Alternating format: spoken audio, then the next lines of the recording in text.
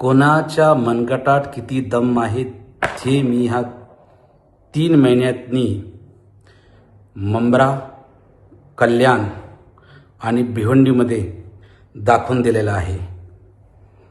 पुऱ्या महाराष्ट्रभरात माझे प्रवचन आणि हिंदू जनजागृतीचे आणि सकल हिंदू समाजाचे प्रवचन राहिलेले आहे. दुसरा गोष्ट, माझ्या दाढी फक्त वाघाला असते आणि देवानं मला अशी दाढी दिली आहे का गर्व आहे की देवानं मला दाढी दिली आहे म्हणून मी दाढी ठेवतो. तुमचा तिसरा प्रश्न आहे, मराठाच्या मनगटात किती दम आहे. तुमच्या मनगटात दम असेल तर तुम्ही कल्याण, भिवंडी, मुंब्रामध्ये जा, त्यांना दाखवा. त्या एरियामध्ये जायचा दम फक्त हिंदू हृदय बाळासाहेब मान्य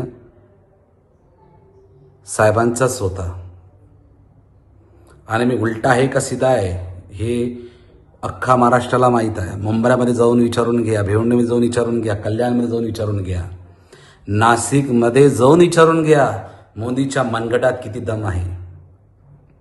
राहिली गोष्ट, तुम्ही राजनीती, तुम्ही आमच्या धर्माच्या विरुद्ध, जैन धर्माच्या विरुद्ध, जैन मुनीच्या विरुद्ध तुम्ही लढणार. तुम्ही जर काही अशब्द का आमच्या समाजात करत असेल तर मी ठाम तुम्हाला तशाचं तसं उत्तर द्यायला तयार आहे.